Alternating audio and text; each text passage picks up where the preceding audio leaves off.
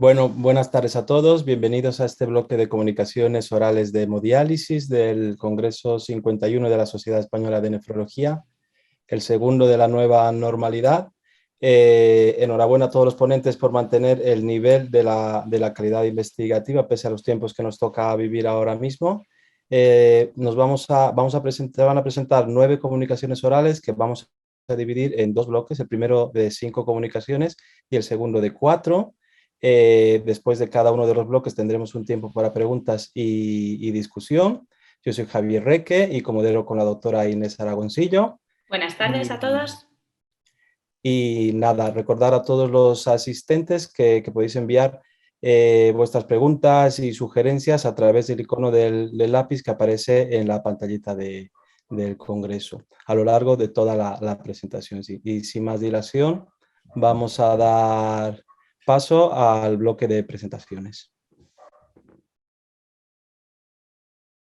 Experiencia de 12 años en un programa de hemodiálisis incremental. Hablamos de hemodiálisis incremental cuando nuestros pacientes reciben menos de 3 sesiones de diálisis a la semana.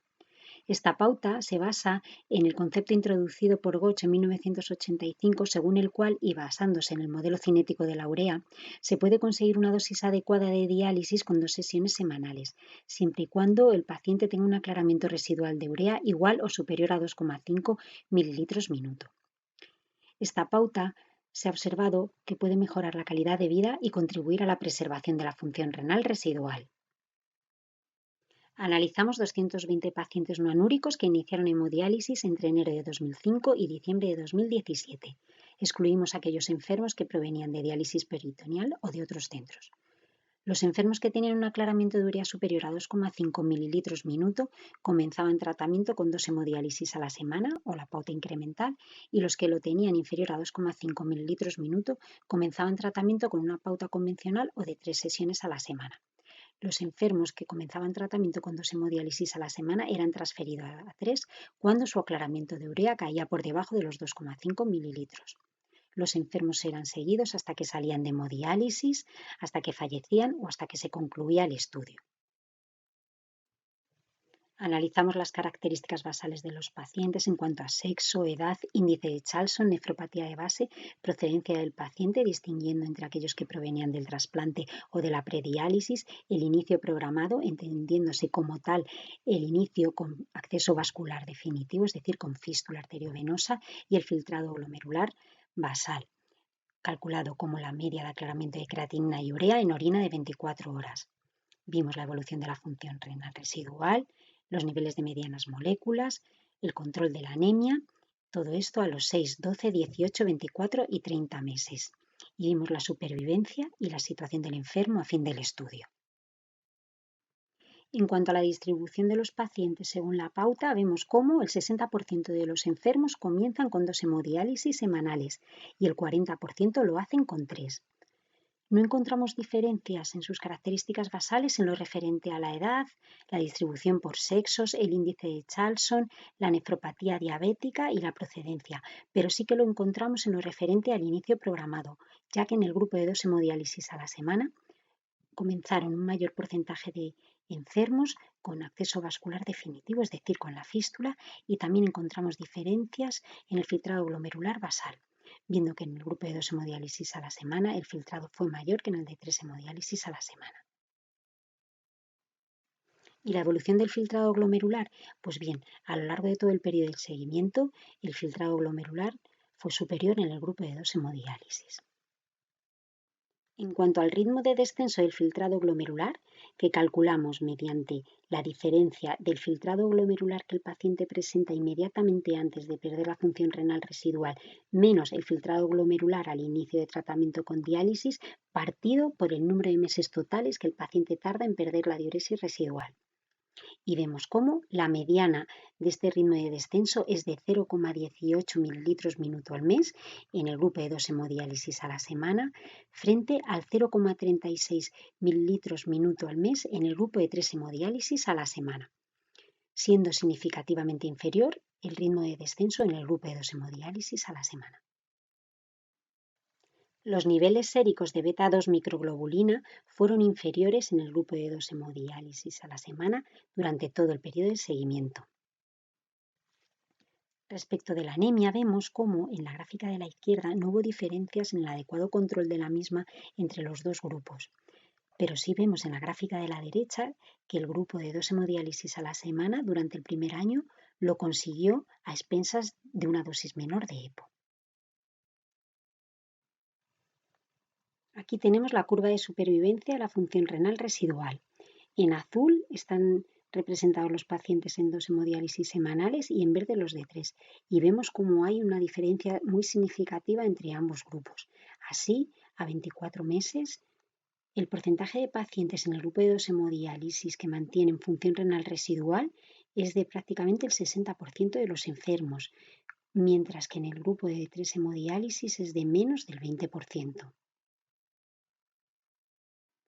En el análisis multivariante para la supervivencia de la función renal, vemos cómo el estar en 3 hemodiálisis a la semana multiplica casi por 3 el riesgo de perder la función renal residual, mientras que el mayor filtrado glomerular basal y el sexo masculino protegen de la pérdida de la función renal residual. Y en cuanto a la supervivencia de los enfermos, pues bien, vimos que no se apreciaron diferencias en la supervivencia entre los dos grupos.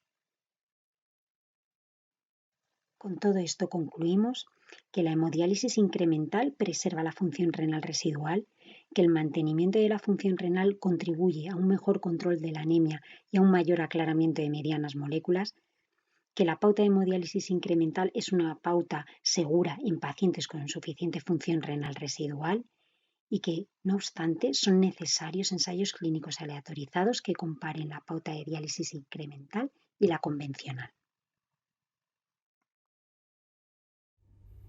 Buenas tardes. Los autores de la siguiente comunicación no tienen ningún conflicto de interés que declarar.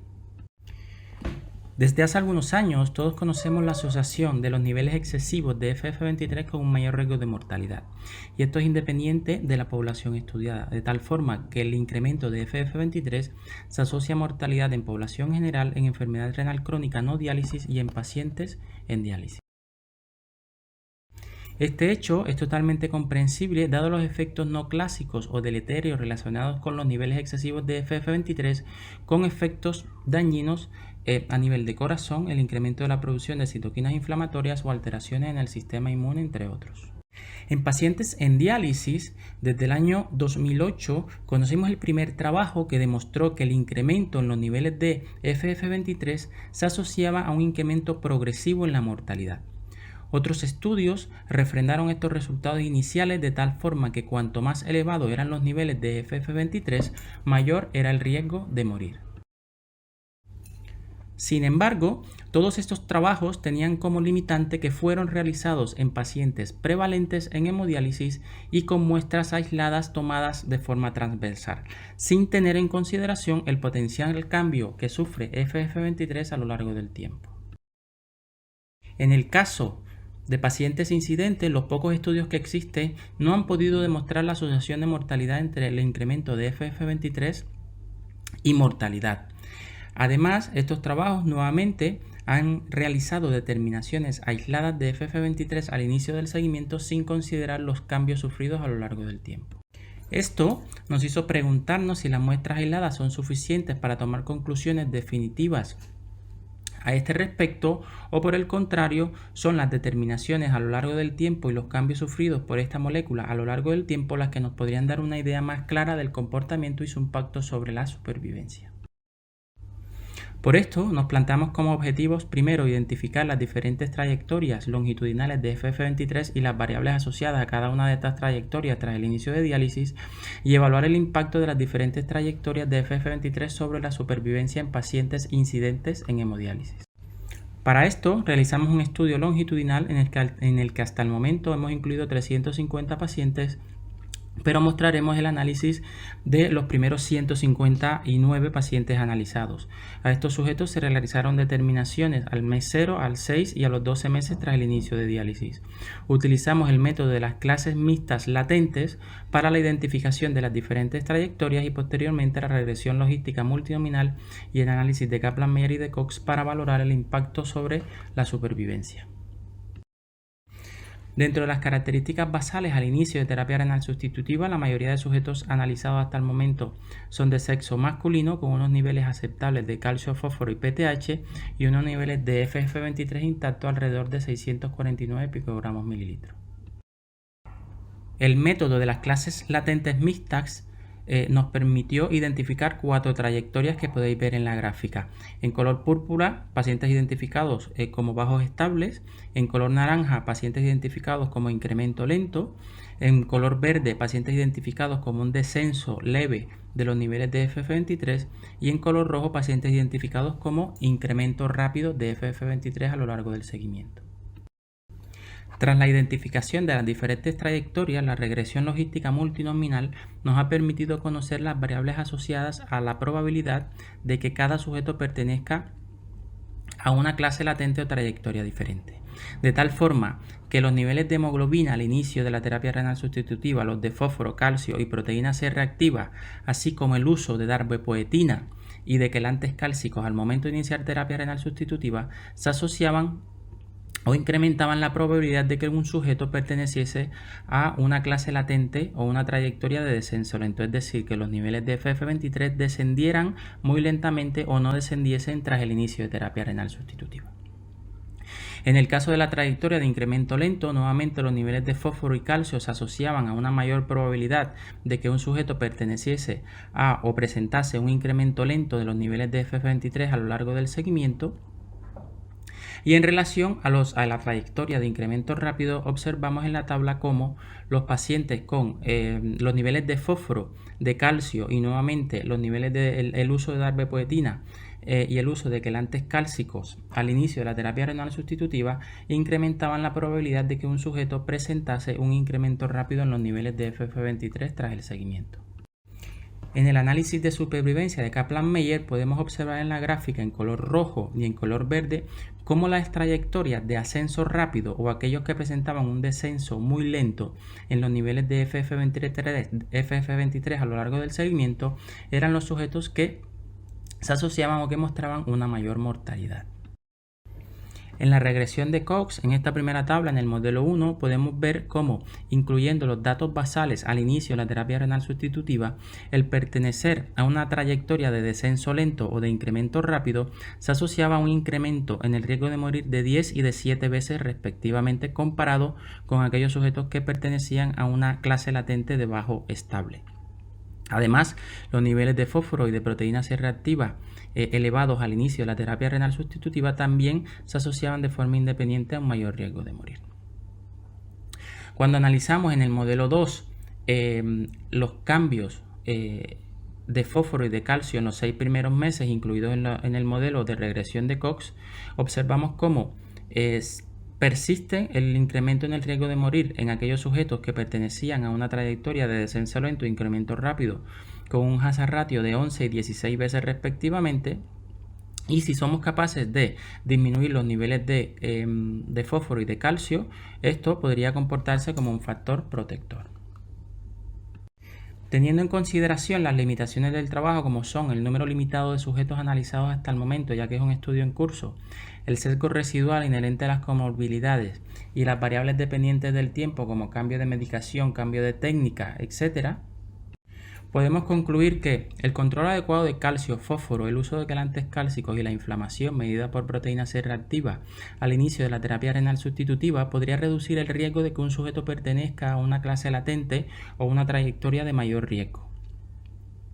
El uso de darbepoetina al inicio de la terapia renal sustitutiva podría prevenir un descenso rápido en los niveles de FF23 o incluso que estos se incrementen a lo largo del seguimiento. Y los sujetos que muestran un descenso lento o un incremento rápido en sus trayectorias longitudinales de FF23 intacto son los que muestran un mayor riesgo de mortalidad. Muchas gracias. Buenas tardes, me llamo Patricia Martínez y os voy a presentar un trabajo que trata de evaluar la eficacia y seguridad de la hemodiálisis extendida con dializadores de medium cutoff respecto a la hemodiafiltración en línea. Idealmente, el objetivo de la hemodiálisis es maximizar la eliminación de moléculas menores de 50.000 Dalton, limitando la pérdida de albúmina, del mismo modo que actúa el riñón nativo. Las técnicas que mejor consiguen este propósito son la hemodiafiltración en línea y una reciente técnica que es la hemodiálisis extendida con dializadores de medium cutoff. En esta técnica se utilizan membranas que tienen poros de mayor tamaño que los de las membranas de alto flujo y una distribución más homogénea del diámetro de los poros. Además, las fibras capilares de estos dializadores presentan un menor diámetro interno que posibilita la caída de presión en el compartimento vascular a lo largo del dializador, favoreciendo fenómenos de filtración y retrofiltración, lo que posibilita un mayor transporte convectivo. El objetivo del estudio fue comparar la eficacia y seguridad de la hemodiafiltración en línea con FX800 Cordias con la hemodiálisis extendida con dos dializadores de medium cutoff, Terranova 500 y el nuevo dializador Elisio 21HX. Para ello se diseñó un estudio en el que se incluyeron 14 pacientes que se dializaban habitualmente con FX Cordias 800 con hemodiafiltración. A estos 14 pacientes se les sacó una analítica en el día intermedio de la semana basal y posteriormente fueron randomizados para dializarse 7 pacientes consecutivamente con Terranova 500 y después con Elisio 21HX durante otra semana y otros 7 pacientes inicialmente con Elisio 21HX durante una semana y posteriormente con Terranova 500 otra semana. En todos los pacientes, en el día intermedio de la semana, en la tercera sesión con el dializador en estudio, se les realizó una analítica. En esta tabla se pueden observar las características de los diferentes dializadores utilizados en el estudio, en el que se recogieron parámetros relacionados con la sesión de hemodiálisis y se realizó analítica pre y post hemodiálisis para calcular el porcentaje de reducción de moléculas de diferentes tamaños.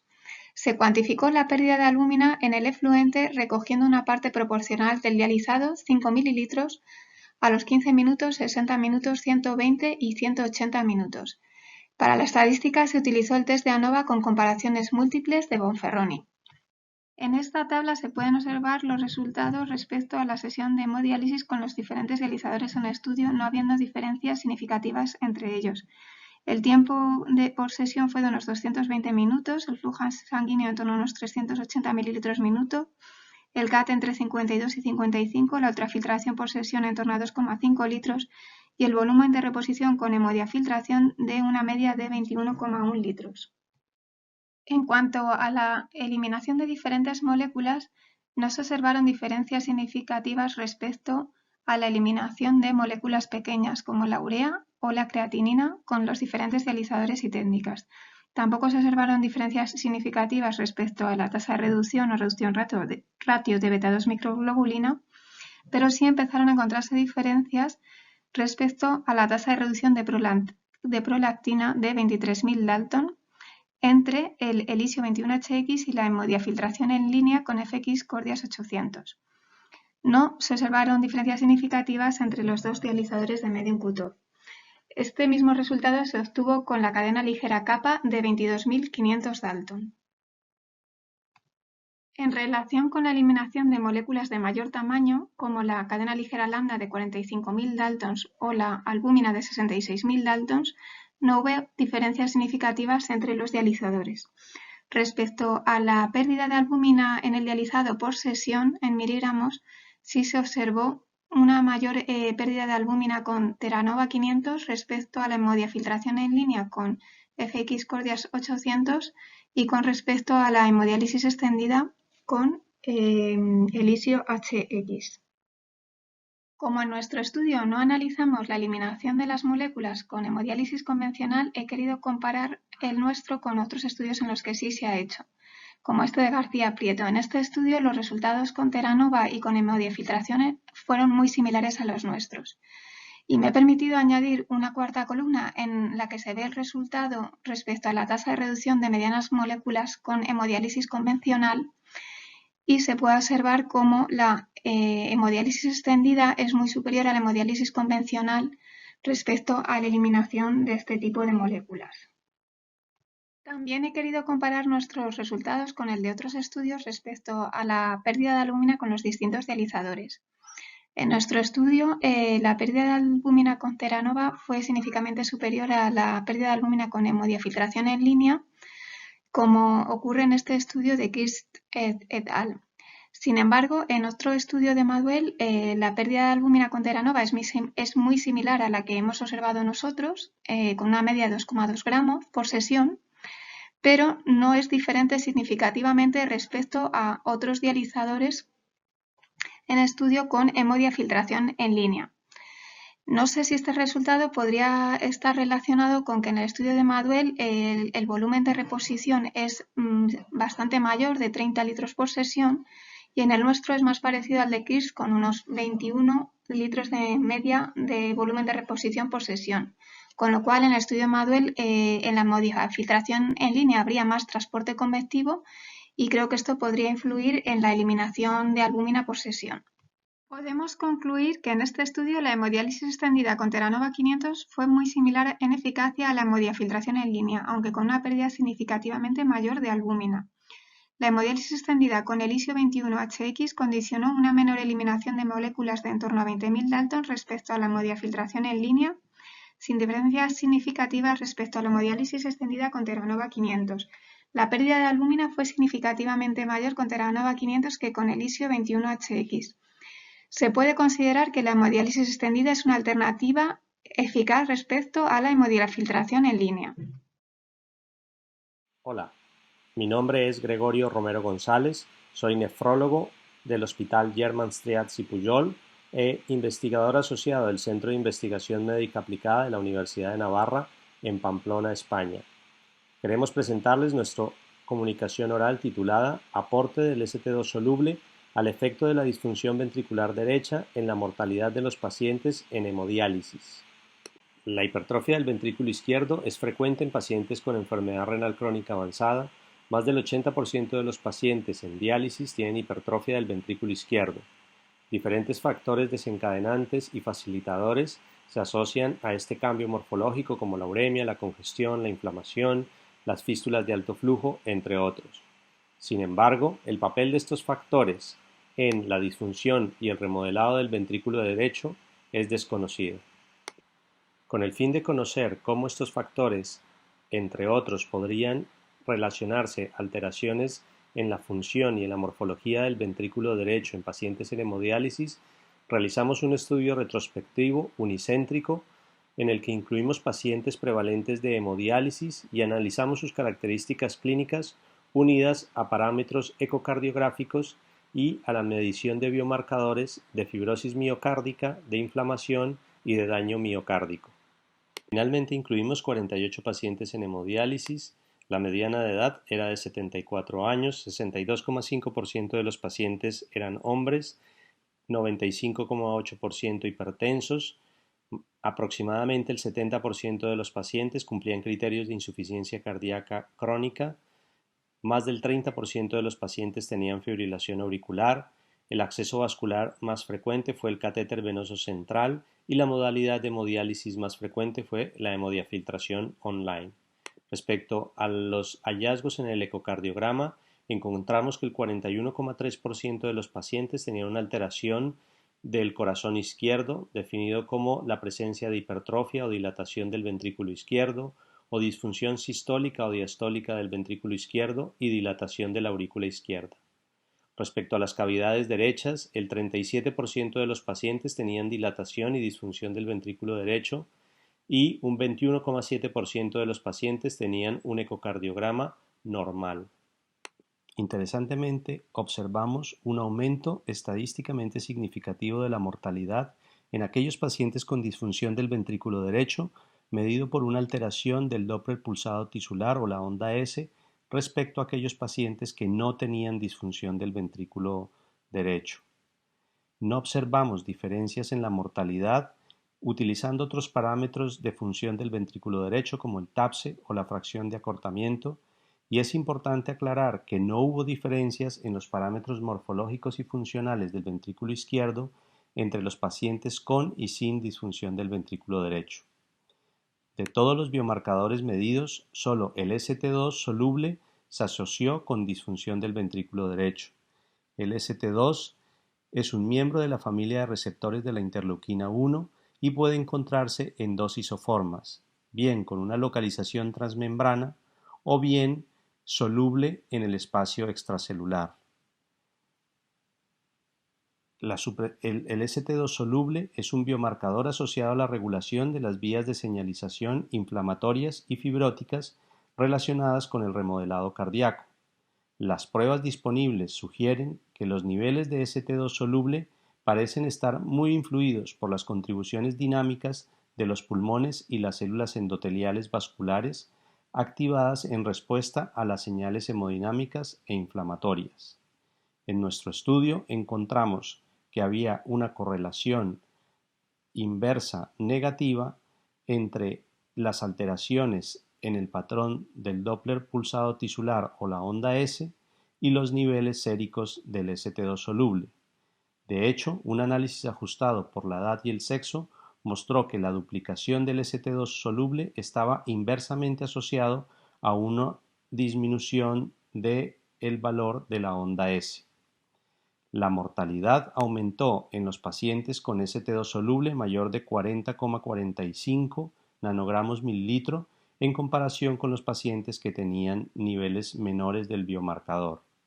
El análisis crudo mostró que los pacientes que presentaban una disfunción del ventrículo derecho y además tenían niveles elevados mayores de 40,45 nanogramos mililitro de ST2 soluble tenían una mayor mortalidad comparado con aquellos pacientes que no tenían disfunción del ventrículo derecho y que tenían disfunción del ventrículo derecho pero con niveles bajos del biomarcador. Finalmente podemos concluir que la disfunción del ventrículo derecho, definida por una velocidad anular tricuspidia reducida, está asociada a la mortalidad en los pacientes en hemodiálisis. A su vez, los niveles elevados de ST2 soluble se asocian a mortalidad en pacientes en hemodiálisis. La combinación de disfunción de ventrículo derecho y valores elevados de ST2 soluble identifica un subgrupo de pacientes de alto riesgo de mortalidad. Estos resultados preliminares justifican que se continúe investigando el posible papel de la ST2 soluble en la disfunción del ventrículo derecho y su efecto en la mortalidad de los pacientes en hemodiálisis. Finalmente, quisiera agradecer a los pacientes que participaron en este estudio y a los médicos enfermeras de la unidad de hemodiálisis de la Clínica Universidad de Navarra y al grupo investigador del Grupo de Enfermedades Cardiovasculares del Centro de Investigación Médica Aplicada de la Universidad de Navarra en Pamplona, España, y en especial a nuestro mentor, el profesor Javier Díez. Hola a todos, soy Marta Álvarez Nadal, nefróloga en el Hospital Universitario Ramón y Cajal, y voy a presentar un trabajo que hemos realizado en el servicio titulado Efecto del tratamiento betabloqueante sobre el relleno vascular en pacientes en hemodiálisis, ¿influye la cardioselectividad del fármaco? La enfermedad cardiovascular es una de las principales causas de morbimortalidad en los pacientes en hemodiálisis, con una prevalencia incluso 3 veces mayor que la observada en otros grupos de riesgo. Los betabloqueantes son los fármacos cardioprotectores prescritos con mayor frecuencia en estos pacientes, si bien existe escasa evidencia, ya que la mayoría de ensayos clínicos que analizan la efectividad de estos excluyen a pacientes en diálisis. Hay que tener en cuenta que la efectividad podría variar entre los distintos agentes betabloqueantes debido a diferencias en su farmacocinética. Mientras que atenolol y metoprolol son altamente dializables, bisoprolol y carvedilol presentan menor dializabilidad. También hay que considerar la cardioselectividad de los mismos. Atenolol, metoprolol y bisoprolol son más cardioselectivos, mientras que carvedilol se considera no cardioselectivo. La hipotensión intradialítica es una complicación frecuente en las sesiones habituales de hemodiálisis, asociando importante morbilidad secundaria a la hipoperfusión de órgano diana. Su desencadenante principal es un desequilibrio entre la tasa de ultrafiltración pautada y el volumen de relleno vascular de cada paciente. El uso de betabloqueantes podría comprometer la respuesta compensatoria fisiológica a esa caída de volumen sanguíneo absoluto inicial, contribuyendo a la aparición de eventos de hipotensión intradialítica. Sin embargo, no existen estudios hasta la fecha que analicen el efecto de los fármacos betabloqueantes sobre el relleno vascular, probablemente debido a que la cuantificación de este último no ha estado fácilmente accesible en la práctica clínica. Recientemente, un grupo alemán liderado por Susanne Kron ha desarrollado un nuevo modelo matemático que permite cuantificar el volumen sanguíneo absoluto y el relleno vascular de manera fácil y no invasiva en cualquier sesión rutinaria de hemodiálisis. Se basa en la infusión de un bolo de líquido de diálisis y el análisis de la variación del volumen sanguíneo relativo que éste induce. Basándonos en dicho modelo, realizamos el año pasado un primer estudio observacional incluyendo una cohorte de pacientes prevalentes en nuestra sala de hemodiálisis. Al analizar la relación entre el relleno vascular y distintas comorbilidades y prescripciones farmacológicas, observamos una fracción de relleno vascular significativamente menor en pacientes que estaban en tratamiento betabloqueante, frente a aquellos que no tenían prescrito dicho fármaco, un 67% frente a un 80%. Una de las principales limitaciones de este trabajo fue que probablemente los pacientes que estaban bajo tratamiento betabloqueante tuvieran mayor comorbilidad cardiovascular que pudiera comprometer su relleno vascular, y adicionalmente el efecto de las betabloqueantes se estudió como conjunto, si bien pensamos que el carvedilol, al no ser cardioselectivo, pudiera tener mayor influencia que el resto. Por ello diseñamos un estudio cruzado prospectivo en el que incluimos los pacientes prevalentes en hemodiálisis en nuestro centro que tuvieran alguna prescripción previa de algún fármaco betabloqueante. Utilizando el modelo previamente mencionado, calculamos en dos circunstancias la caída de volumen sanguíneo absoluto, el volumen de relleno vascular y la fracción de relleno vascular, que es el volumen de relleno ajustado según la ultrafiltración.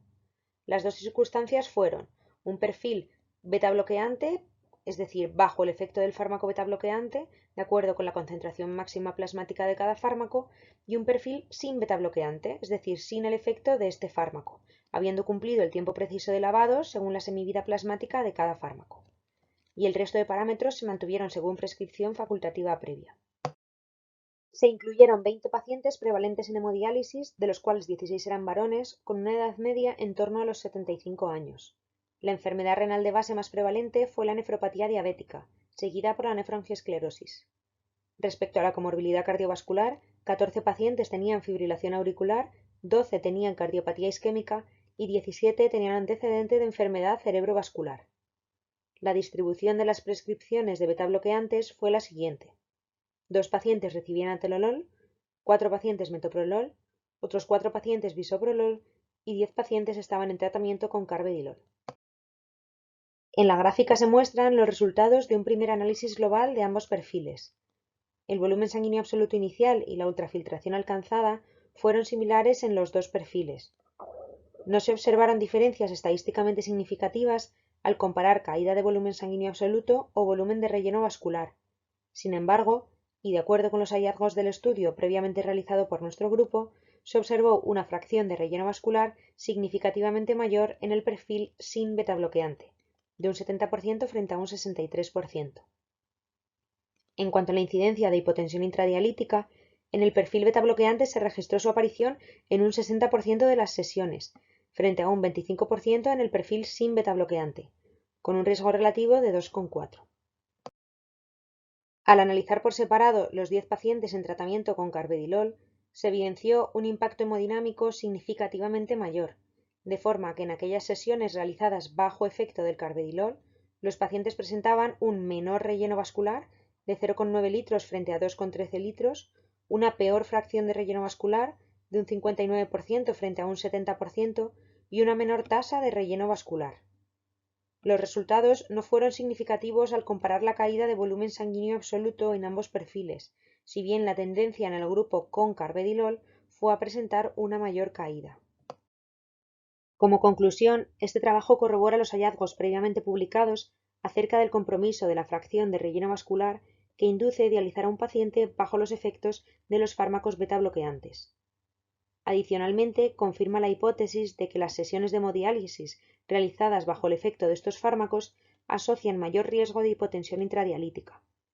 Y por último, el carvedilol, probablemente debido a no ser cardioselectivo, induce un mayor descenso del volumen y fracción de relleno vascular. Como aplicación clínica de estos resultados y de cara a un futuro, nos planteamos si aquellos pacientes que precisen tratamiento con estos fármacos, especialmente aquellos bajo tratamiento con carvedilol, podrían beneficiarse de la administración del mismo post-diálisis de cara a mejorar su tolerancia hemodinámica. Muchas gracias. Bien, muchísimas gracias a los ponentes. Otra vez enhorabuena, que han sido muy interesantes todas las ponencias. La doctora Aragoncillo verá si hay preguntas en el webmail para los ponentes. Yo tengo aquí alguna preparada para la compañera que ha contado el estudio de la hemodiálisis incremental. A lo largo del tiempo de seguimiento, me imagino que habrán algunos pacientes que han pasado de 2 a 3 sesiones semanales. Este grupo de pacientes, ¿cómo se tratan estadísticamente? Hola a todos. Sí, claro, hay un grupo de pacientes importante que sale a lo largo del estudio. El estudio se realiza por intención de tratar, ¿no? O sea, no sé si te refieres a eso, ¿no? Sí, justamente, sí, justamente. Sí, la mediana de permanencia son 8 meses en los pacientes que están en 2 sesiones a la semana. O sea. Vale. No sé si hay Yo alguna pregunta. aprovecho, sí, en relación a la misma estudio, en el webmail nos llega una duda que nos preguntan si había diferencias en las etiologías de la enfermedad renal entre el grupo de diálisis convencional y el de incremental. No, en el trabajo solo mencionamos la nefropatía diabética, pero en ninguna de las causas de las etiologías existían diferencias significativas. Yo tengo una duda parecida porque has mencionado en la ponencia que pasabais a los pacientes de 2 a 3 diálisis cuando disminuía el aclaramiento de urea, pero en la experiencia en la práctica clínica también vemos algunos pacientes en los que, a pesar de no bajar significativamente el aclaramiento de urea, empiezan a tener sobrecargas de volumen intolerables en relación a la dieta o pacientes cardiópatas de base. No sé cuántos pacientes de estos encontrasteis o... Esta es la duda que... La verdad es que la sobrecarga de volumen se tenía en cuenta inicialmente a la hora de incluir pacientes que tienen una sobrecarga de volumen que requería 3 sesiones a la semana, pues se introducía en el grupo de 3 semanas. Pero a lo largo de la evolución son muy insignificante, es un número muy insignificante de pacientes que tienen que pasar a 3 semanas por sobrecarga. Generalmente se corresponde con la disminución del aclaramiento de urea por debajo de 2,5. Muchas gracias, muy interesante. Muchísimas gracias. A Cristian, una pregunta, que es súper interesante. ¿Existen datos en relación a la función renal residual de los pacientes o a la técnica de diálisis que estabais usando? Sí, mira, una de las partes del estudio, aunque no están dentro de las diapositivas, es incluimos en el análisis tanto de la regresión multinominal para valorar la influencia de la sobrehidratación en este caso o la presencia de función renal residual al momento de iniciar diálisis, y ninguno de los dos parámetros influyeron ni tanto en la posibilidad de que un paciente perteneciese a una clase latente o a otra, y tampoco influyeron en la supervivencia en el estudio de mortalidad. Con relación a la técnica de diálisis, es una de las limitaciones porque algunos pacientes inician con diálisis de alto flujo y a lo largo del tiempo pasan a hemodiálisis de hemodiafiltración online. Eso estamos haciendo en el siguiente análisis que estamos haciendo con el complemento de los pacientes, y básicamente la técnica de diálisis se está tratando como una variable dependiente del tiempo, de tal forma que se asume el posible cambio de la técnica de diálisis a lo largo del tiempo, y esperamos tener los resultados pronto. Correcto, muchas gracias. También para el doctor Rodelo, de Juan Navarro, nos llega una duda en el webmail que nos pregunta si, en relación al control de la variabilidad a lo largo del tiempo, de los parámetros que pueden impactar en la trayectoria del FGF23, si pudiera ser más consistente analizar estas variables como tiempo dependientes y si se ha controlado la influencia del tratamiento con vitamina D, tanto nativa como activa, y calcimiméticos. Sí, está incluido dentro de los modelos tanto la utilización de calcimiméticos como los análogos del receptor de vitamina D. Y en relación a la otra parte de la pregunta, efectivamente hay variables dependientes del tiempo que tienen que ser consideradas dentro del análisis final del estudio y que se están realizando. Muchas gracias. Muchísimas gracias. Para el estudio de la hemodiálisis expandida, parece que los beneficios o la mayor eliminación de moléculas medianas con esta técnica se debe fundamentalmente a retrofiltración. Y en este sentido quería preguntarte dos cosas. Primero, ¿crees o hay algún estudio que demuestre la influencia del flujo del líquido de diálisis en la retrofiltración y en la eliminación de estas moléculas medianas? Y la segunda pregunta, ¿cuál es la aplicación de estas técnicas? Teniendo la hemodiafiltración online, ¿en qué grupo de pacientes estaría indicado este tipo de hemodiálisis? Hola, pues respecto a la primera pregunta, la verdad que en las cosas que he revisado yo no lo he encontrado, no he encontrado o sea, un estudio, saber si puede influir el cambio en el flujo del líquido de diálisis para ver si hay o sea, una influencia en esto de la retrofiltración. No te puedo decir respecto a eso.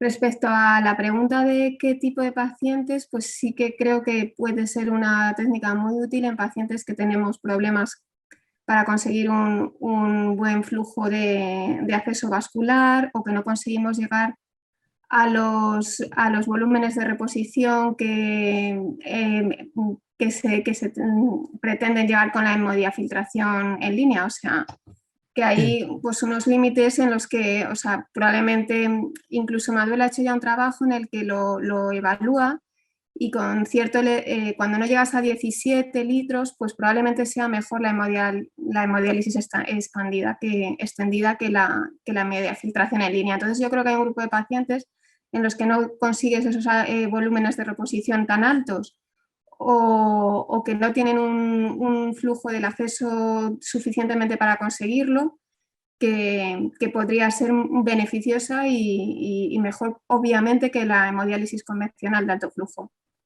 Correcto, muchísimas gracias. ¿Algo en el webmail, Inés? Pues ya no tenemos más preguntas en el webmail por ahora. Si hay alguien más, animaros.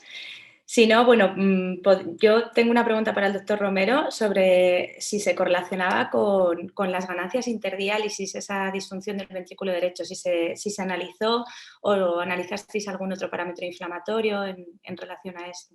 Respecto a la primera pregunta, intentamos con ayuda de los compañeros de cardiología realizar los ecocardiogramas al finalizar la sesión de diálisis en el día intermedio, ¿no? Miércoles o jueves para cada paciente. Y obviamente en ese momento pues no tenían una ganancia excesiva de peso pues porque acaban de finalizar la sesión. Sí, de otros parámetros que sí que analizamos las ganancias interdiálisis como un parámetro adicional, pero no vimos que existieran diferencias estadísticamente significativas ni en los cambios del peso ni en la ganancia interdiálisis, no la encontramos. Analizamos también otros biomarcadores de inflamación como la interleuquina 1, analizamos también pues, otros biomarcadores de fibrosis cardíaca como la galectina 3, el propéptido C del procolágeno, pero pues salvo en el SP2 soluble pues no encontramos diferencias en otros biomarcadores. Muchas gracias. Y otra pregunta, Gregorio. En el estudio hay casi 40% de los pacientes que tienen disfunción del ventrículo derecho. Y en este sentido, quería preguntarte dos cosas. ¿Cómo se define la disfunción del ventrículo derecho? ¿Cómo la definís? Y segundo, ¿por qué tienen esa disfunción? ¿Se ha visto si hay hipertensión pulmonar en estos pacientes o algún otro factor? Sí, en principio nosotros utilizamos las tres definiciones que están o que sugieren las guías de la Sociedad Europea de Cardiología, que son el TAPSE menor de 17 milímetros o una onda S prima menor de 9,5 centímetros por segundo o una fracción de acortamiento del ventrículo derecho menor del 34%. De los tres parámetros, solo hubo diferencias estadísticamente significativas analizando el Doppler tisular o la onda S prima, ¿no? Menor de 9,5 centímetros por segundo como definición de disfunción del ventrículo derecho. Y yo creo que es interesante tener en cuenta que en el ventrículo derecho es el gran desconocido de todos, incluso yo creería que también de los cardiólogos, pero en el paciente en diálisis y en el paciente renal y especialmente en el paciente de diálisis es significativo porque nuestros pacientes en el periodo interdiálisis hacen una insuficiencia cardíaca asintomática o sintomática, pero todos nuestros pacientes habitualmente están congestivos. Entonces, lo que sabemos hoy en día es que la hipertrofia del ventrículo izquierdo se asocia a alteraciones del ventrículo derecho, más o menos en el 50-60% de los pacientes.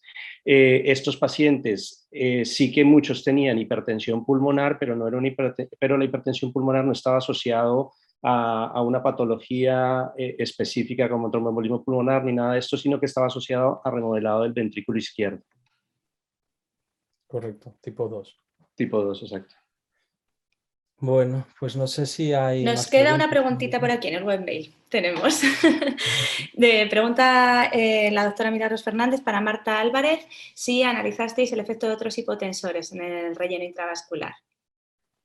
En este último trabajo no, porque nuestro objetivo era analizar los betabloqueantes, pero sí que en el primer trabajo que he comentado en la presentación, que era un observacional descriptivo simplemente, se analizó si había relación entre otros hipotensores y descensos del relleno vascular y no nos salió significativo ningún otro. Es verdad que la muestra tampoco era muy grande, pero los betabloqueantes sí que salían significativos y el resto de antihipertensivos analizados no lo fueron. Es que es súper interesante, o sea, en relación a lo que habéis estudiado, sería como para plantearnos no dar betabloqueantes nada más que postdiálisis en estos pacientes. Claro, o al menos en aquellos pacientes que realmente tengan un compromiso del relleno vascular con repercusión clínica. O sea que sí que, bueno, es verdad que nuestro estudio es pequeño y es el primero que lo analiza, pero si estos datos se confirman, sí que sería interesante que modificara nuestra práctica clínica. Claro. Y tanto. Pues no sé si tenemos más preguntas por ahí. Pasamos al siguiente bloque de comunicaciones.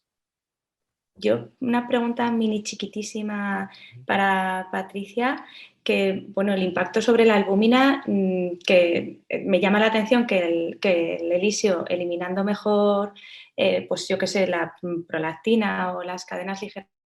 Sin embargo, luego se invierte el tema con la albúmina, con el Teranova. Eso, la explicación es compleja. Yo no sé si es por la simetría de los poros y en cualquier caso tampoco sé si le estamos dando más importancia de la que tiene a la pérdida de albúmina, porque al final tampoco es para tanto ni en online con volúmenes altos convectivos ni en estos dializadores, que yo creo que es asumible en todos ellos, pero... Sí, yo creo que sí que, a ver, el tema de la albúmina es asumible, yo creo en todos ellos, como tú dices, al final, bueno, pues prácticamente si tienes unos volúmenes altos de reposición con online parece que no hay diferencias significativas, pero bueno, es por un lado, respecto a este dializador, es un nuevo dializador, creo que se va a comercializar ahora recientemente en España, todavía no sé, ni siquiera hay cosas publicadas todavía sobre sus características, pero...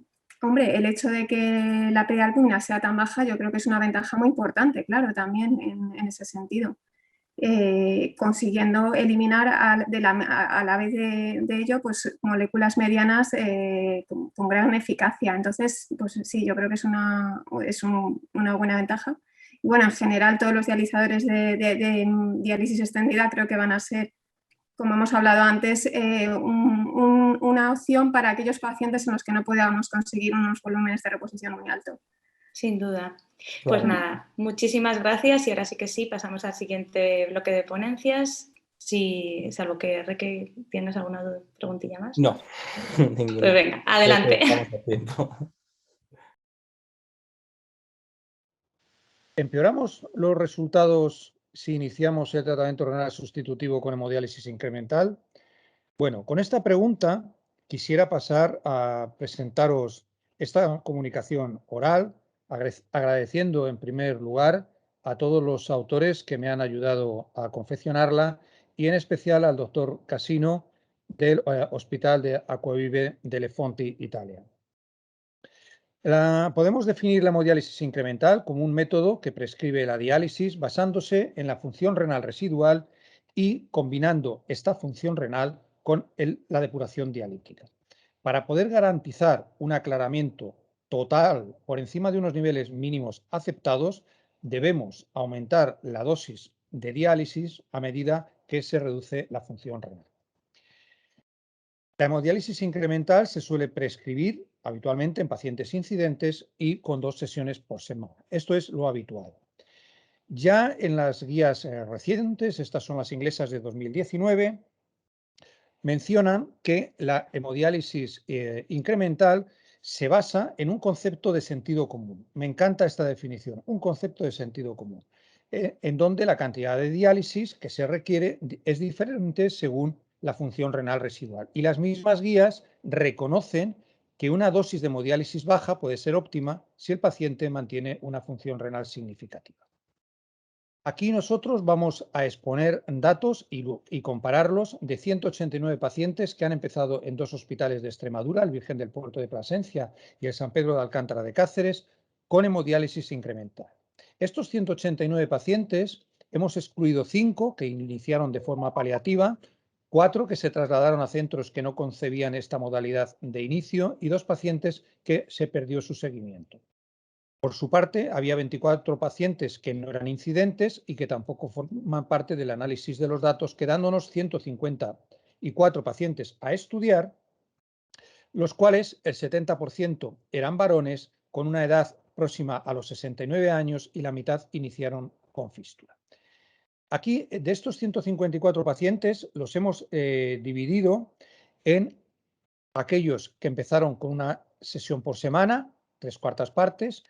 Los restantes empezaron con 2 sesiones por semana, pero para el análisis nos hemos basado no en el programa con que empezaron, sino en la modalidad en la que se encontraban a los 60 días de haber empezado el tratamiento. Es decir, hemos hecho un grupo que le hemos denominado hemodiálisis a los 60 días, que están en una vez por semana, que son 91 pacientes.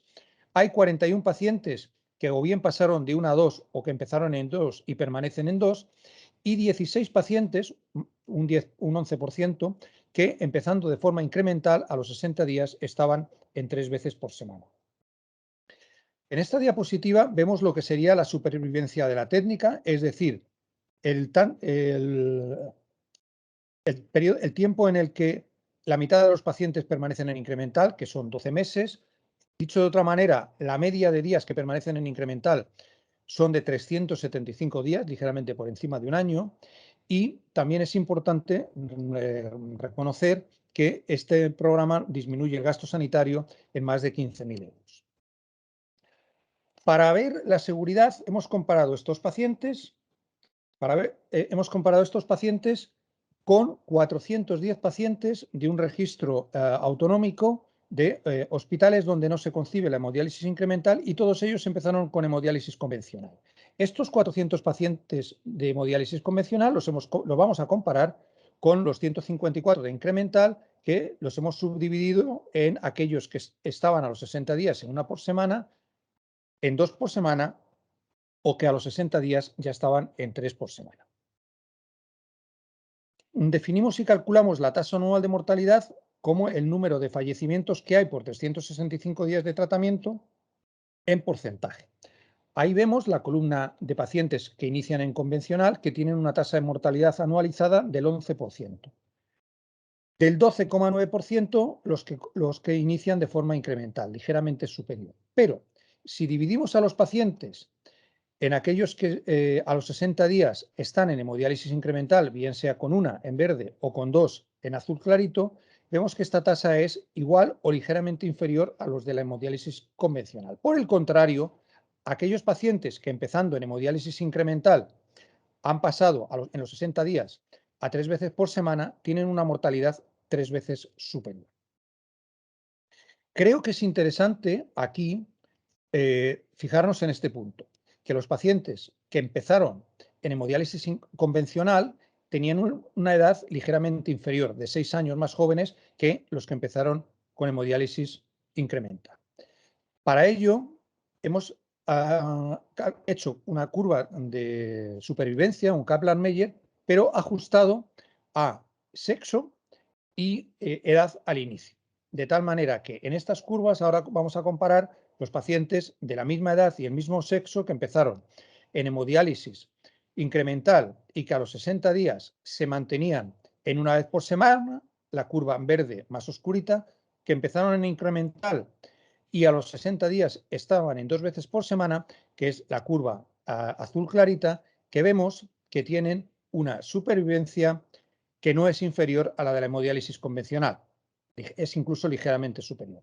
Por el contrario, como ya podíamos predecir con la anterior diapositiva, los pacientes que empezaron en incremental y pasaron a 3 veces por semana antes del día 60 tienen una supervivencia bastante inferior.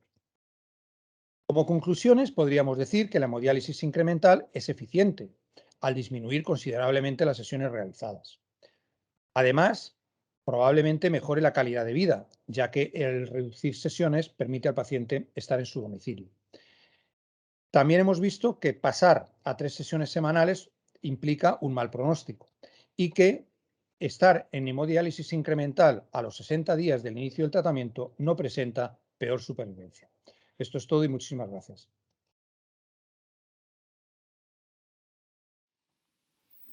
Buenas tardes, mi nombre es Alejandra Yugueros del Hospital Luis Alcañiz de Játiva y en conjunto con mis compañeros del Hospital Peces de Valencia y del Hospital de la Ribera en Alcira les vamos a presentar el trabajo titulado Tratamiento con análogos de GLP-1 en pacientes diabéticos en hemodiálisis, nuestra experiencia.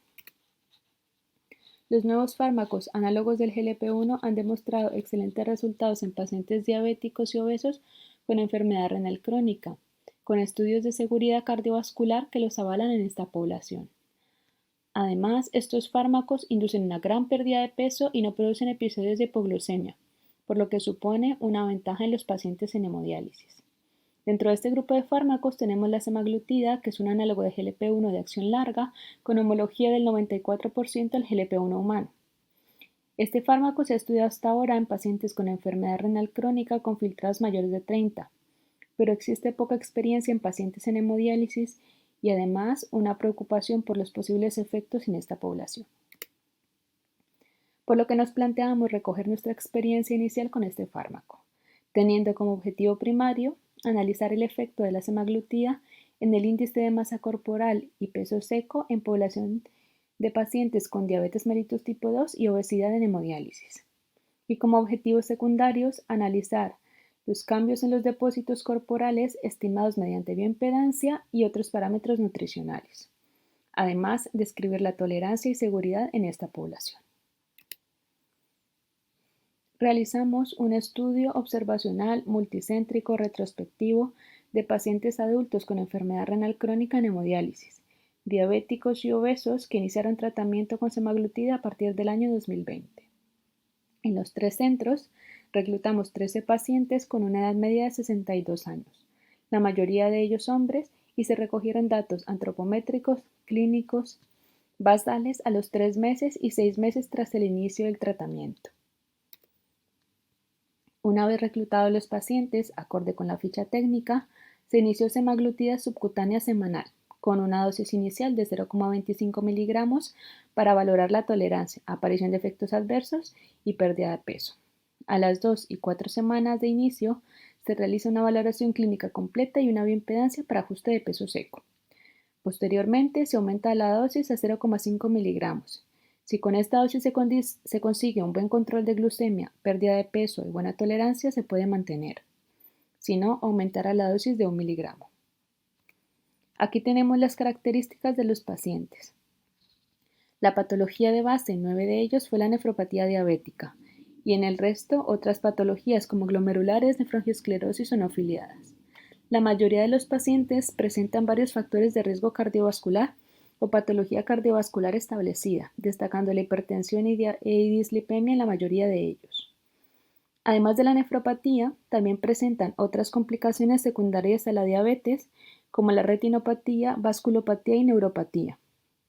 En cuanto al tratamiento antidiabético, 10 de ellos se aplicaban insulina, la cual se redujo en todos los pacientes durante los 6 meses de seguimiento e inclusive en uno de ellos se retiró por completo.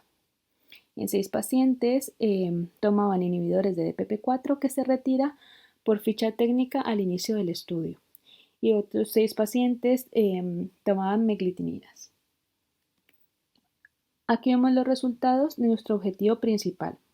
Vemos que hay una disminución de 5 kilos en los 6 meses de seguimiento con su consiguiente reducción del índice de masa corporal. Es una reducción estadísticamente significativa. Y aquí observamos los resultados de uno de nuestros objetivos secundarios. Vemos los componentes corporales mediante la bioimpedancia, evidenciando que la pérdida de peso es principalmente a expensas de grasa, con una reducción de 4 kilos de peso estadísticamente significativa, aunque también vemos un aumento de la masa magra, pero no es significativo. Aquí encontramos una tabla con los otros parámetros analizados.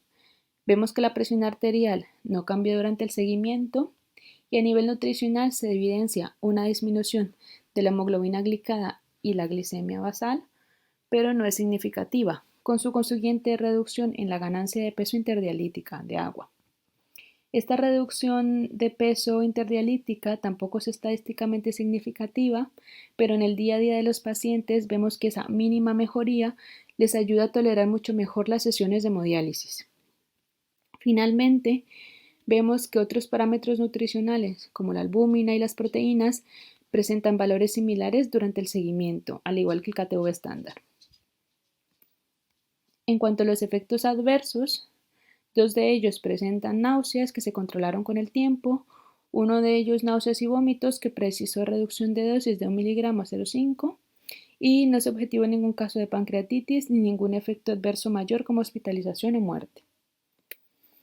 Finalmente, podemos concluir que nuestro estudio sugiere que la semaglutida es un fármaco seguro que permite disminuir el peso seco a expensas de masa grasa en pacientes obesos y diabéticos en hemodiálisis. Esta reducción de peso seco se acompaña de una tendencia a la mejoría en el control metabólico de la diabetes con menor necesidad de insulina.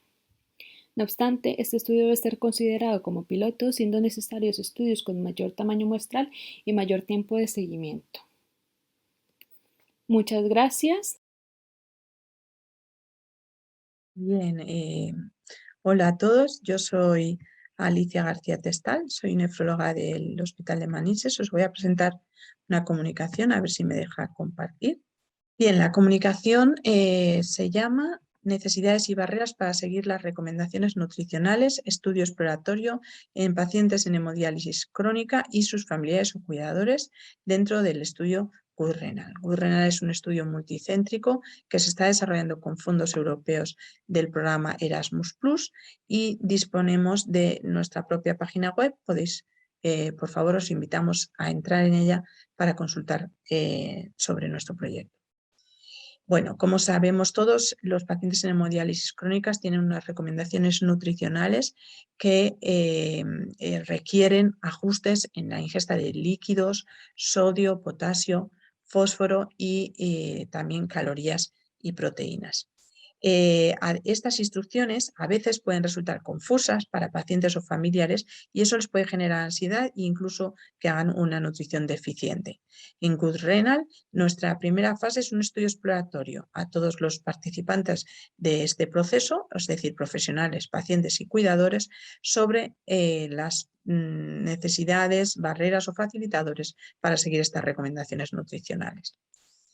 Desde España participamos como servicio de nefrología en el Hospital de Manises. Nuestra unidad de hemodiálisis aproximadamente dializa en programa de crónicos a unos 150 pacientes y el cuestionario que les pasamos estaba diseñado ad hoc por los investigadores del programa GUD-RENAL en diferentes reuniones y se consiguieron el cuestionario por consenso entre ellos. La respuesta era de tipo Likert, desde totalmente de acuerdo hasta totalmente en desacuerdo.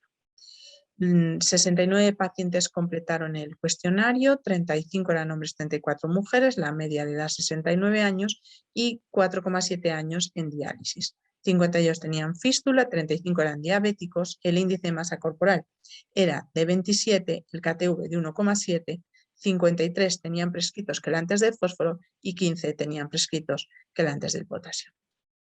Analíticamente, del control que realizaron en las fechas alrededor del cuestionario, podemos destacar que la albúmina media resultaba baja, 3,8, el fósforo resultaba alto, 4,59, el potasio también estaba por encima de lo deseable, 5,11, y el resto de los parámetros estaban dentro de lo deseable. Necesidades detectadas por los pacientes, necesidades para realizar mejor su dieta. Los pacientes eran conscientes de su necesidad de conocer a los alimentos ricos en potasio, proteínas, las instrucciones para limitar la ingesta de líquido y los alimentos líquidos en fósforo. Por lo tanto, eran conscientes de los ajustes más relevantes en su dieta. También tenían interés en conocer o saber interpretar las etiquetas de los alimentos, conocer a niños y disponer de mercados adecuados en su entorno. Las barreras que principalmente detectaron los pacientes para cumplir la dieta eran: 1, que no podían comer lo que les gusta a más de la mitad de los pacientes; 1/3 reconocían que no tenían apetito y también más de la mitad se quejaban sobre todo de que pasaban sed. Y respecto a los facilitadores, para los pacientes señalaron que conocer alternativas a los alimentos que no podían comer era un facilitador, también que la información se les facilitaba de una forma sencilla para que pudieran comprenderla y disponer del apoyo de los clínicos para diseñar estrategias que les permitían cumplir mejor su dieta. En la pregunta abierta, que podían contestar libremente, y la mayoría no lo hacían, pero 7 pacientes reconocieron ahí abiertamente que no cumplían la dieta. Respecto a los cuidadores que han participado, la fase de cuidadores está todavía en proceso. De momento tenemos 17 cuidadores entrevistados, 8 eran hijos, 2 padres y 7 parejas. 11 eran mujeres y 6 eran varones. Para los cuidadores, como decía, las necesidades más relevantes eran tener unas instrucciones claras de lo que podían comer sus familiares y poder contactar con un experto. Las principales barreras quedaban repartidas de forma por igual en acuerdo y en desacuerdo, y sí que era importante que como facilitadores señalaban recibir instrucciones claras. En esto sí que había consenso, y que hubiese un dietista con el que consultar. En la pregunta abierta destacaron que algunos llevaban mucho tiempo en diálisis y por tanto conocían la dieta, que otros reconocían que necesitaban el consejo de los expertos, y uno de los cuidadores señaló que era más práctico enseñarle cómo hacer las cosas que recriminarle lo que hace mal. En conclusión, los pacientes son conscientes de la necesidad de conocer las recomendaciones generales para un paciente en hemodiálisis. La principal barrera para ellos es no poder comer lo que les gusta y que pasan sed.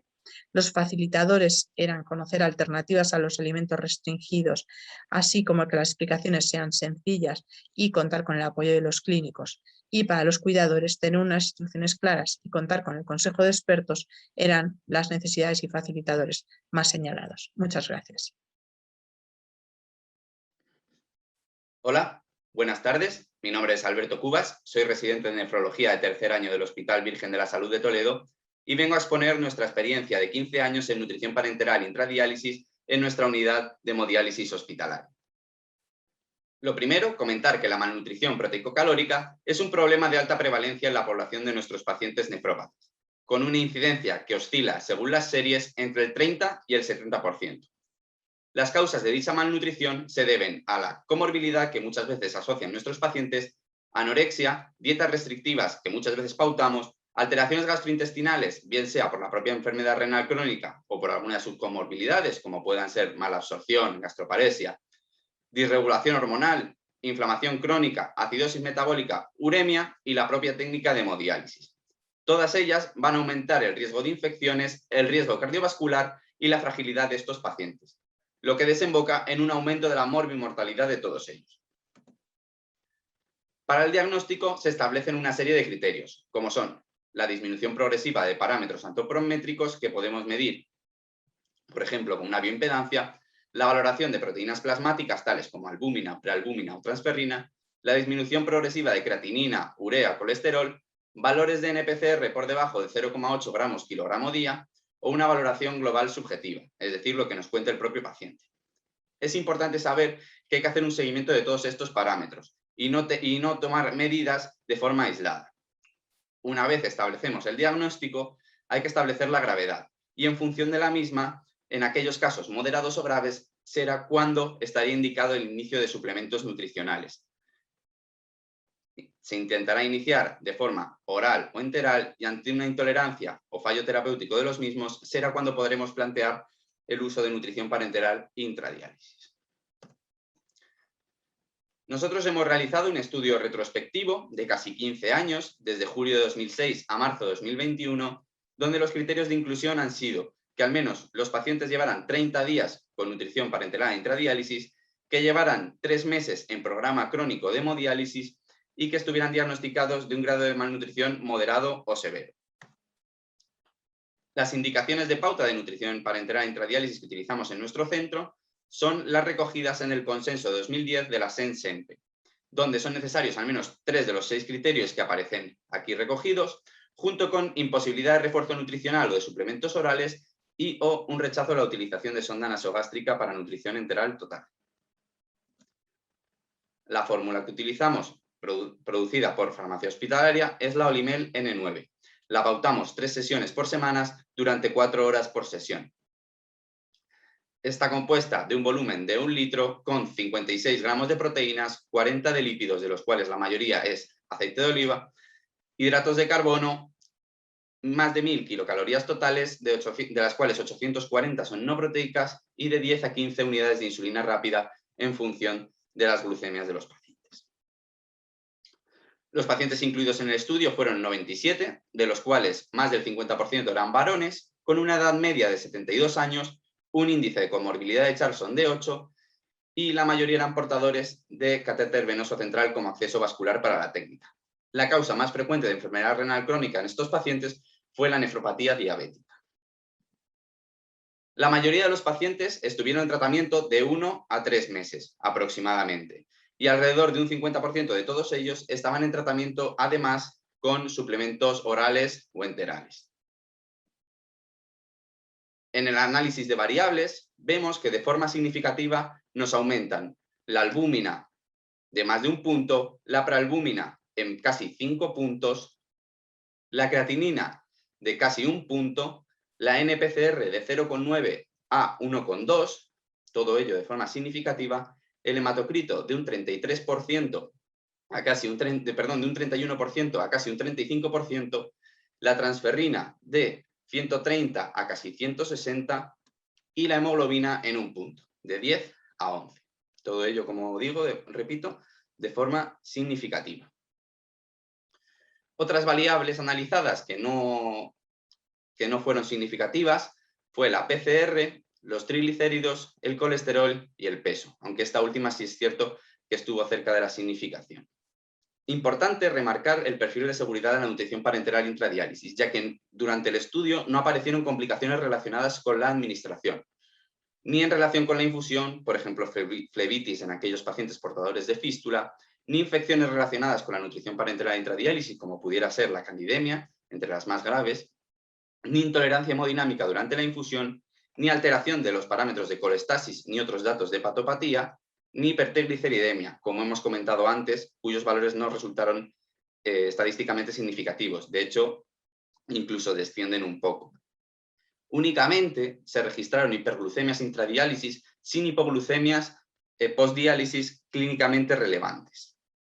Por tanto, con todo ello, podemos concluir que la nutrición parenteral intradiálisis es una buena opción terapéutica a la desnutrición de pacientes en diálisis, es segura y carente de efectos secundarios y además en nuestra experiencia ha sido capaz de mejorar parámetros nutricionales. Es importante tener en cuenta que no debe ser considerada más allá de un suplemento nutricional y que son necesarias además de tomar otras medidas de intervención ante un caso de malnutrición. El principal inconveniente que podemos tener es el alto precio, así como el mantenimiento de la nutrición al transferir el paciente a un centro periférico, ya que muchas veces no disponen de todo el material accesible en un hospital. Y esto es todo. Muchas gracias por su atención, un saludo y buen congreso. Ya estamos de vuelta después de este segundo bloque de ponencias también de muy alto nivel. Vamos a pasar a las preguntas. Creo que el doctor Reque tiene alguna por el webmail. Sí, para el doctor Deira, nos pregunta la doctora Milagros Fernández, ¿cuáles fueron las causas para pasar de 2 a 3 sesiones de diálisis en los primeros 60 días? Para pasar de una sesión a 2 y de 2 a 3 tenemos fundamentalmente dos criterios. La pérdida de función renal residual, de 4 por debajo de 4 pasan de 1 a 2, por debajo de 2,5 pasan de 2 a 3.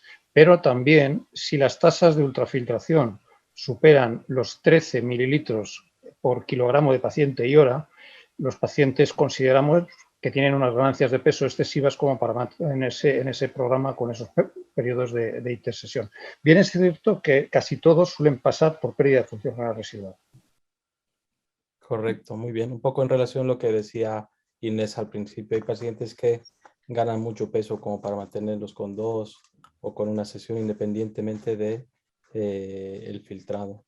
Sí que ambos son trabajos muy interesantes y pacientes para diálisis incremental yo creo que ha llegado para quedarse, pero sí que creo que todavía hay que como perfilar cuál es el paciente adecuado para empezar directamente con 3 sesiones, porque si no he entendido mal, doctor Deira, inician, como que le dan la oportunidad de la diálisis incremental de inicio a todos los pacientes, que es un concepto un poco novedoso. Sí, bueno, en realidad es difícil, de momento, o al menos o a día de hoy, ¿no? Es difícil predecir a quién le va a ir mal en hemodiálisis incremental.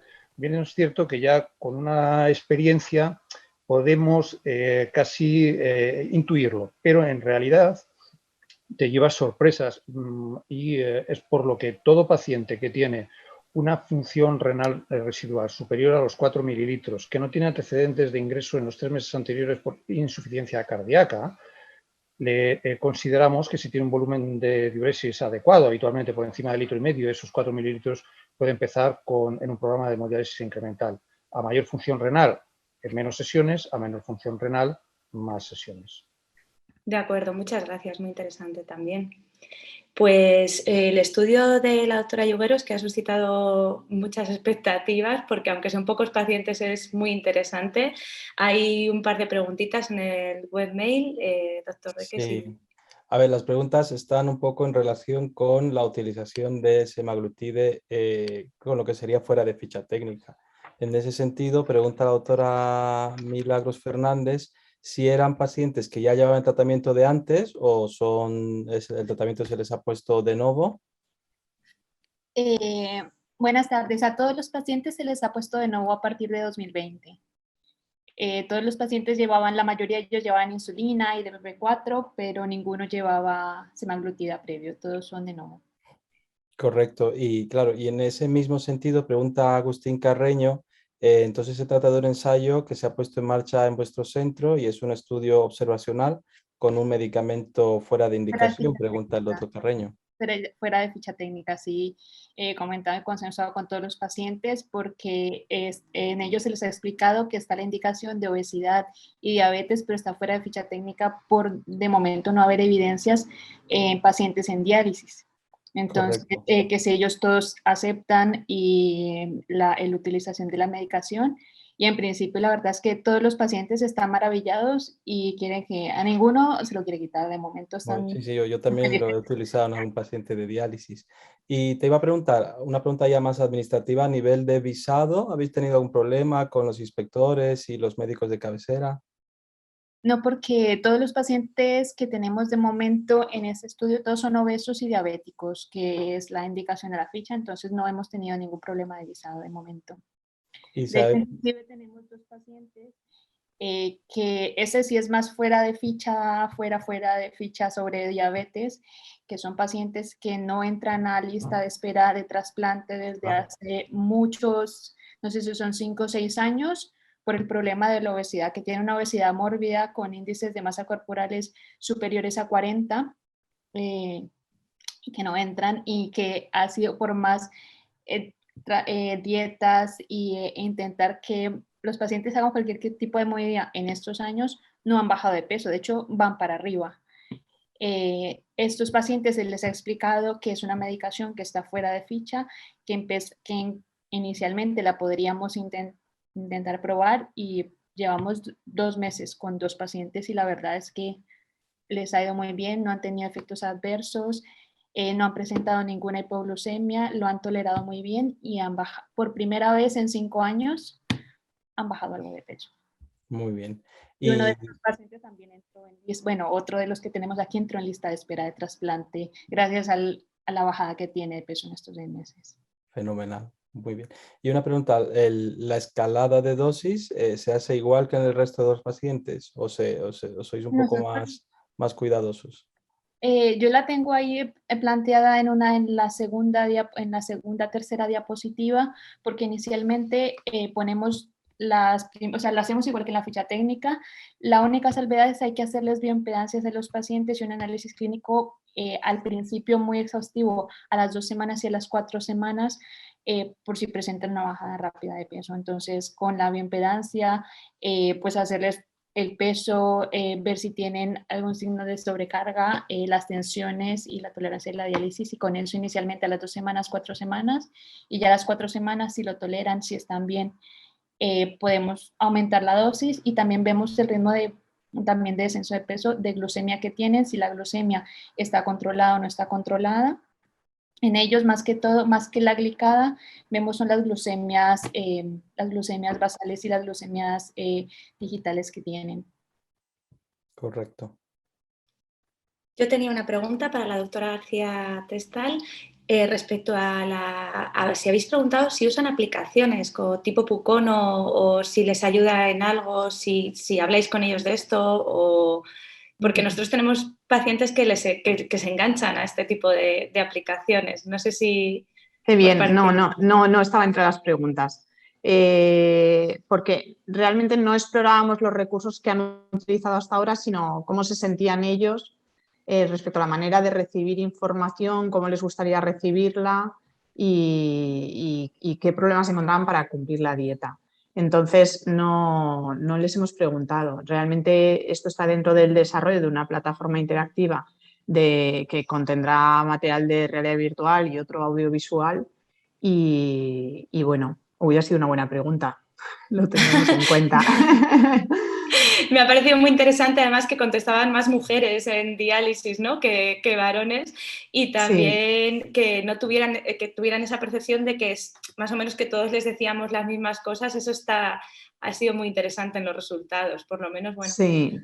Sí, la verdad es que estamos muy acostumbrados a dar el consejo médico, que como sabemos es muy útil incluso en microdosis, pero yo creo que un poco a veces por la presión asistencial, por las preocupaciones que tenemos, nos preocupamos muchas veces, lógicamente, pues más de la presión, de la frecuencia cardíaca, del flujo sanguíneo, etcétera, y les damos el consejo un poco atropelladamente y perdemos la perspectiva, nos dejamos de ver el bosque, estamos viendo solo el árbol, no comas potasio y nos vamos corriendo al siguiente.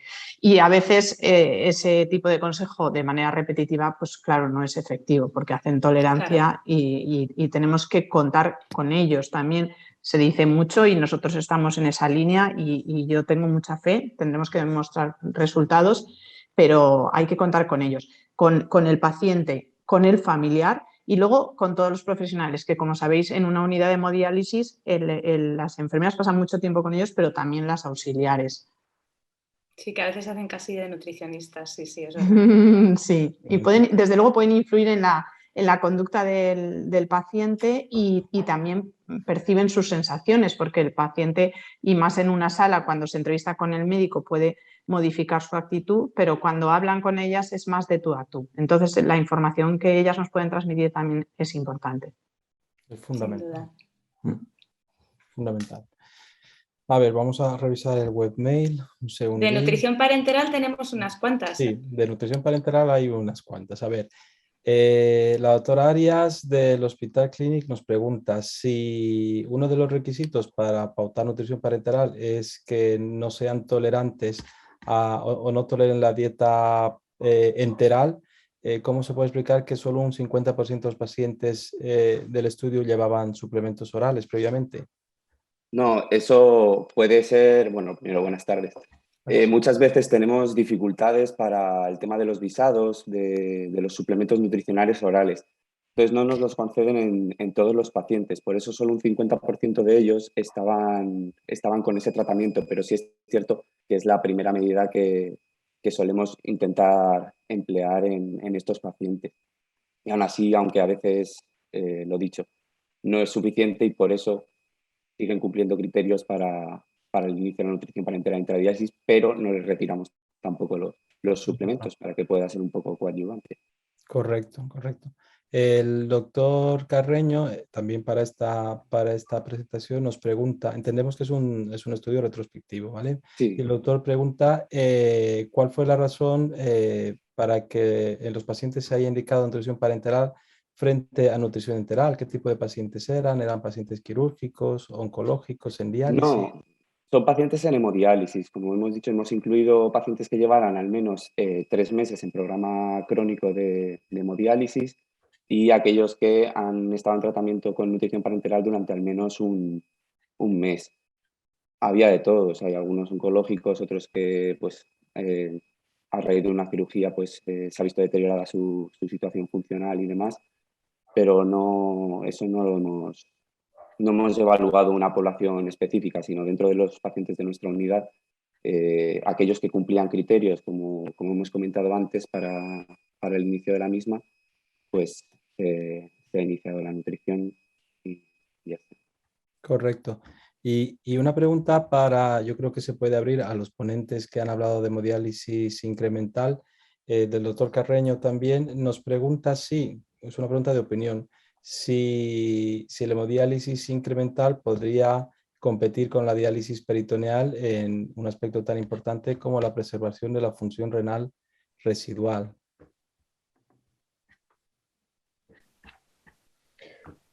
Bueno, pues me lanzo yo a responder. Yo creo que no es una cuestión de competir, yo creo que es una cuestión de preservar. Entonces, bienvenida cualquier técnica que preserve la función renal. Si es la diálisis peritoneal, porque es lo más indicado en el paciente, es una técnica maravillosa que ha demostrado su supervivencia también, ¿no? Si no puede hacer diálisis peritoneal, pues quizás deba y tenga que hacer hemodiálisis, pues indiquémosle el programa que probablemente más se ajuste a sus necesidades y si con ello se pueden evitar sesiones, pues probablemente a lo mejor también se preserva su función renal residual. Correcto. De acuerdo, completamente. Pues estamos en hora perfectamente, hemos hecho los 13 minutos de discusión, así que si no hay ninguna pregunta más en el webmail, vamos a proceder a cerrar la sesión, doctor Reque. Correcto, muchísimas gracias a todos los ponentes, muchísimas gracias Inés, encantado de verte. Igualmente, un placer. Cerramos la sesión. Muchas gracias a todos. Y nos vemos en Granada. Sin duda. Vale. Chao, muchas gracias a todos. Adiós.